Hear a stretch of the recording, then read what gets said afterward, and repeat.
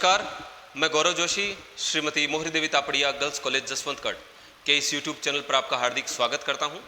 हम पढ़ रहे हैं व्यावसायिक सांख्यिकी और इसके अंतर्गत हम पढ़ रहे हैं वर्गीकरण, क्लासिफिकेशन। तो वर्गीकरण में सांख्यिकी अनुसंधान में जो आंकड़े एकत्रित किए जाते हैं उनको क्रमबद्ध और व्यवस्थित तरीके से रखा जाता है। सांख्यिकी अनुसंधान में धीरे धीरे आंकड़ों को एकत्रित किया जाता है और इस प्रकार से एकत्रित आंकड़े अव्यवस्थित होते हैं, इसलिए उन आंकड़ों को व्यवस्थित और क्रमबद्ध तरीके से रखना वर्गीकरण कहलाता है। तो वर्गीकरण करने के तरीकों के बारे में हमने पिछली क्लास में पढ़ा कि जो समंक एकत्रित किए गए हैं उनको कई प्रकार से वर्गीकृत किया जा सकता है, जिनमें पहला प्रकार हमने पढ़ा व्यक्तिगत श्रेणी के रूप में, कि जो समंक एकत्रित किए गए हैं उन समंकों को व्यक्तिगत रूप से अगर दर्शाया जाए, प्रत्येक आंकड़े को अगर दर्शाया जाए तो ऐसी जो श्रेणी है, ऐसी जो सीरीज है वो व्यक्तिगत श्रेणी या इंडिविजुअल सीरीज कहलाती है। और दूसरा प्रकार है आवृत्ति बंटन श्रेणी।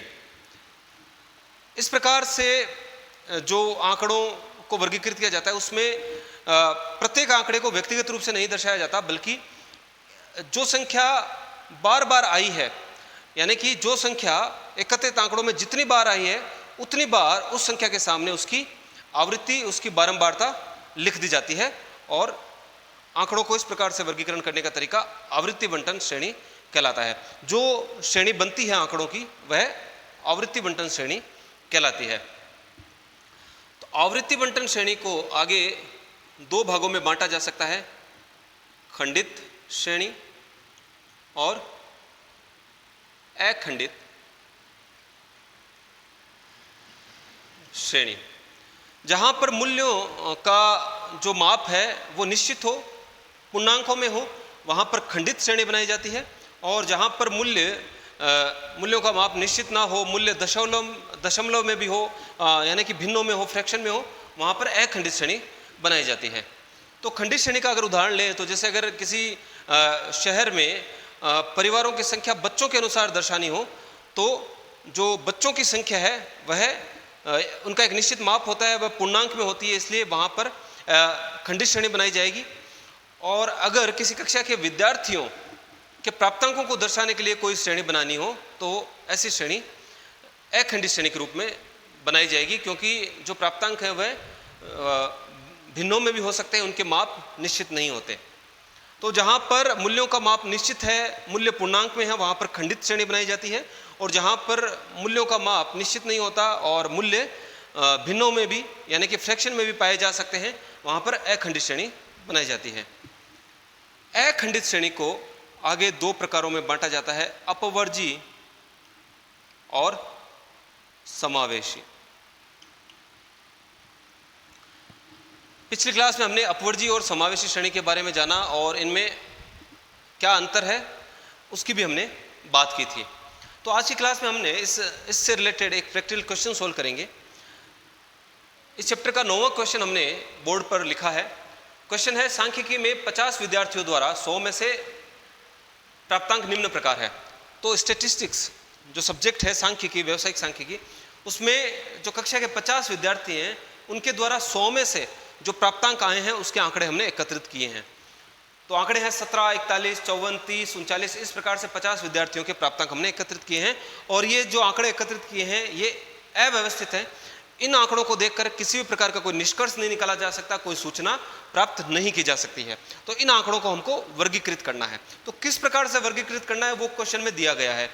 कहा गया है कि 10 प्राप्तांकों का वर्ग विस्तार लेकर अपवर्जी तथा समावेशी आवृत्ति वितरण तैयार कीजिए। तो आवृत्ति बंटन श्रेणी बनानी है और अखंडित श्रेणी बनानी है, क्योंकि अखंडित श्रेणी में वर्ग बनाए जाते हैं, वर्ग विस्तार लिए जाते हैं, जबकि खंडित श्रेणी में जो है एक निश्चित माप लिया जाता है मूल्यों का। तो 10 प्राप्तांकों का वर्ग विस्तार बनाना है, यानी कि अखंडित श्रेणी बनानी है, और अपवर्जी और समावेशी दोनों प्रकार की श्रेणियां हमको बनानी है। तो पहले हम एक्सक्लूसिव सीरीज बनाएंगे, अपवर्जी श्रेणी, और जो वर्ग विस्तार लेना है वो 10 प्राप्तांकों का लेना है। आवृत्ति वितरण तैयार करना है तो फ्रीक्वेंसी डिस्ट्रीब्यूशन और जो फॉर्म है वो रखी जाएगी एक्सक्लूसिव।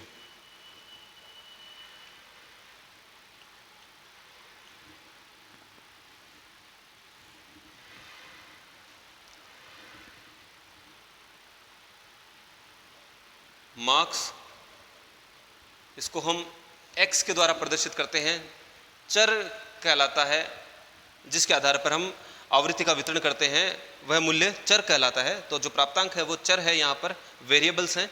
और 10-10 का वर्ग विस्तार लेना है, तो 0 से 10, 10 से 20, 20 से 30, 30 से 40,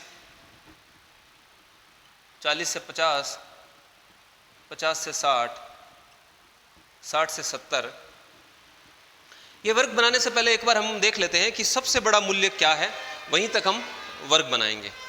तो इन प्राप्तांकों में अगर देखा जाए तो सबसे अधिक प्राप्तांक हैं 59, सबसे बड़ा मूल्य 59 है। तो हम वर्ग केवल 60 तक ही बनाएंगे, 50 से 60 तक ही वर्ग बनाएंगे, इसके आगे नहीं बनाएंगे, क्योंकि जो मूल्य है, अधिकतम मूल्य इन प्राप्तांकों में है 59। तो हमने बात की थी अपवर्जी और समावेशी श्रेणी की पिछली क्लास में। तो हमने पढ़ा कि जब किसी वर्ग की ऊपरी सीमा और अगले वर्ग की निचली सीमा दोनों बराबर हो तो ऐसी श्रेणी अपवर्जी श्रेणी कहलाती है। तो यहाँ पर हमने अपवर्जी श्रेणी यानी कि एक्सक्लूसिव सीरीज बना रहे हैं। तो वर्ग की ऊपरी सीमा और अगले वर्ग की निचली सीमा बराबर रखेंगे, फिर वर्ग की ऊपरी सीमा और अगले वर्ग की निचली सीमा बराबर रखेंगे। इस प्रकार से हमने वर्ग बनाए हैं 10-10 के। और अपवर्जी श्रेणी में अगर कोई मूल्य किसी वर्ग की ऊपरी सीमा के बराबर आता है तो उस मूल्य को फिर अगले वर्ग में रखा जाता है। यानी 0 से 10 का मतलब हुआ 0 से 9.99 तक मूल्य इसमें आएंगे। अगर 10 को कहीं दर्शाना हो तो अगले वर्ग में दर्शाया जाएगा, और अगले वर्ग का मूल्य होगा 10 से 19.99। फिर 20 को अगर दर्शाना हो तो अगले वर्ग में दर्शाया जाएगा। यानी कि अपवर्जी श्रेणी का एक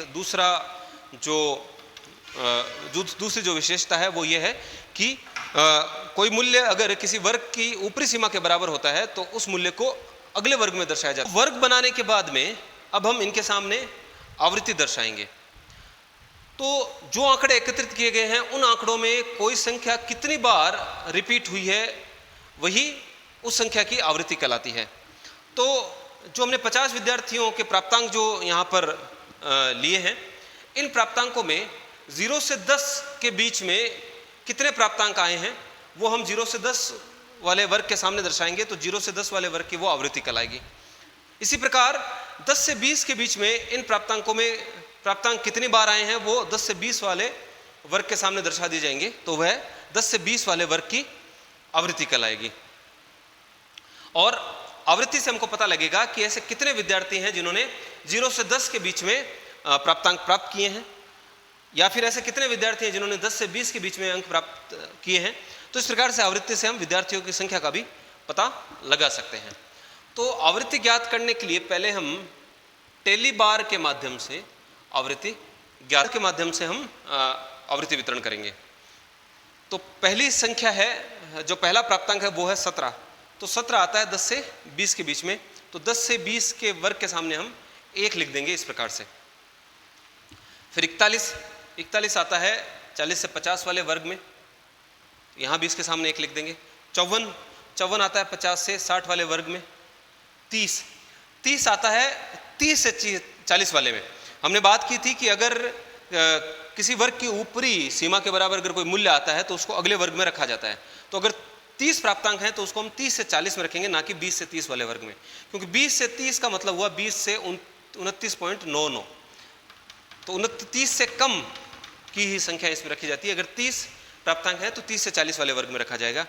तो 30 के लिए हम 30 से 40 वाले वर्ग के सामने 1 टेली बार लगा देंगे। 39 के लिए भी हम यहाँ पर 30 से 40 वाले वर्ग के सामने 1 टेली बार और लगा देंगे। 43 40 से 50 वाले वर्ग में आएगा। 26 20 से 30 वाले वर्ग के सामने 1 लिख देंगे।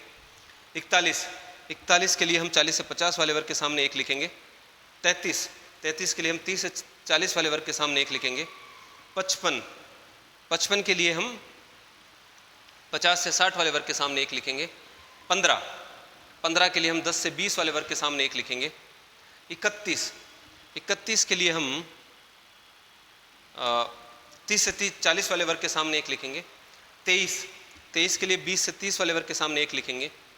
37 के लिए हम 30 से 40 वाले वर्ग के सामने 1 ना लिखकर बल्कि इसको क्रॉस कर देंगे। तो जब 5 संख्याओं को दर्शाना हो तो पहले 4 जो है सीधी रेखाएं खींची जाती है और फिर एक आड़ी रेखा खींचकर इसको दर्शाया जाता है। तो इस प्रकार से इसका मतलब हुआ ये 5 संख्याएं हैं। 5 संख्याओं का एक समूह बनाते जाते हैं, ग्रुप बनाते जाते हैं टेली बार्स में। 37 के बाद है 51 आता है 50 से 60 वाले ग्रुप में, वर्ग में। 48 40 से 50 वाले वर्ग के सामने इसको दर्शाएंगे। 27 के लिए हम 20 से 30 वाले वर्ग के सामने इसको दर्शाएंगे। 19 दर्शाएंगे 10 से 20 वाले वर्ग के सामने। 35 को हम दर्शाएंगे, फिर एक नया ग्रुप शुरू कर देंगे टेली बार्स का 30 से 40 वाले वर्ग के सामने। तो 35 को हम दर्शाएंगे 30 से 40 वाले वर्ग में। 59 को हम दर्शाएंगे 50 से 60 वाले वर्ग के सामने। 45 को हम दर्शाएंगे 40 से 50 वाले वर्ग के सामने, लेकिन अब एक आड़ी रेखा खींचकर इसको दर्शाया जाएगा। 5 संख्याओं को 4 सीधी रेखा खींची जाती है, फिर एक आड़ी रेखा खींचकर 5 संख्याओं का एक टेली बार बनाया जाता है। 45 के बाद है 48 को भी 40 से 50 वाले वर्ग के सामने दर्शाया जाएगा। 5 को दर्शाया जाएगा 0 से 10 वाले वर्ग के सामने। 18 को हम दर्शाएंगे 10 से 20 वाले वर्ग के सामने। 21 को हम यहाँ दर्शाएंगे 20 से 30 के बीच में। 26 के लिए फिर एक आड़ी रेखा खींच दी जाएगी। 48 को हम 40 से 50 वाले वर्ग में दर्शाएंगे। 44 को भी हम 40 से 50 वाले वर्ग में दर्शाएंगे। 58 को हम दर्शाएंगे 50 से 60 वाले में, और 4 रेखाओं के बाद एक आड़ी रेखा खींच दी जाएगी। 58 के बाद है 19 को हम दर्शाएंगे 10 से 20 वाले वर्ग में और एक आड़ी रेखा खींचकर 5 संख्याओं को दर्शाएंगे। 19 के बाद है 18 को हम 10 से 20 वाले वर्ग में दर्शाएंगे। 34 को 30 से 40 वाले वर्ग में दर्शाएंगे। 36, 37, 38, तो 30 से 40 वाले वर्ग में आगे की तीनों संख्याएं दर्शाई जाएगी। 36, 37, 38, तो 36, 37 और 38 इस प्रकार से दर्शाएंगे इनको। 12 को हम दर्शाएंगे 10 से 20 वाले वर्ग में। 47 को यहाँ पर इस वर्ग के सामने दर्शाया जाएगा। 57 को हम यहाँ दर्शाएंगे। 51 को भी हम इसी वर्ग के सामने दर्शाएंगे। 43, 46 इन दोनों को हम यहाँ दर्शाएंगे। तो 43 के लिए एक आड़ी रेखा खींचकर इनको कंप्लीट करेंगे और 46 के लिए फिर इससे एक अलग टेली बार्स का ग्रुप बनाएंगे। 29, 22, 25 इन तीनों को 20 से 30 वाले वर्ग में दर्शाया जाएगा। तो 3 सीधी रेखाएं यहाँ पर खींच दी जाएगी 29, 22, 25 के लिए। फिर 44 को हम दर्शाएंगे यहाँ पर 40 से 50 वाले वर्ग के सामने। 33, 38, 31 इन तीनों को 30 से 40 वाले वर्ग के सामने दर्शाया जाएगा। 33, 38, 31 और 38, फिर 31 2 बार रिपीट हुआ है। और 10 को हम दर्शाएंगे 10 से 20 वाले वर्ग के सामने, ना कि 0 से 10 वाले वर्ग में। तो इस प्रकार से टेली बार्स के माध्यम से हमने सभी संख्याओं को हमने यहाँ पर दर्शाया है, और अब इनकी आवृत्ति ज्ञात करना आसान होगा। तो 0 से 10 वाले वर्ग की आवृत्ति है 1। 0 से 10 के बीच में इन प्राप्तांकों में संख्या केवल एक बार आई है, इसलिए इसकी आवृत्ति है 1। 10 से 20 वाले वर्ग की आवृत्ति है 8, 5 और ये 3, 8, यानी 10 से 20 के बीच में संख्याएं इन प्राप्तांकों में 8 बार आई है। 20 से 30 की आवृत्ति है 8, 30 से 40 की आवृत्ति है 14, 5, 5 और 4, 40 से 50 की आवृत्ति है 12, 5, 5 और 2, और 50 से 60 की आवृत्ति है 5 और 2, 7। इस प्रकार से हमने इनके सामने वर्गों के सामने आवृत्तियां दर्शाई हैं। और इन आवृत्तियों का ये मतलब है कि ये विद्यार्थियों की संख्या है। 0 से 10 के बीच में प्राप्तांक प्राप्त करने वाले विद्यार्थियों की संख्या है 1। 10 से 20 के बीच में प्राप्तांक प्राप्त करने वाले विद्यार्थियों की संख्या है 8। तो इसी प्रकार से प्रत्येक वर्ग के सामने जो आवृत्ति दर्शाई हुई है वो विद्यार्थियों की संख्या यानी नंबर ऑफ स्टूडेंट्स भी हैं। तो आज की क्लास में हमने जाना कि किस प्रकार से अपवर्जी श्रेणी यानी कि एक्सक्लूसिव सीरीज तैयार की जाती है। अगली क्लास में हम बात करेंगे समावेशी श्रेणी यानी इंक्लूसिव सीरीज की। तो आज की क्लास में इतना ही। मैं आशा करता हूं कि आज की क्लास में हमने जो पढ़ा आपको अच्छे से समझ में आया होगा। इस वीडियो को लाइक कीजिए, शेयर कीजिए, हमारे YouTube चैनल को सब्सक्राइब कीजिए। धन्यवाद।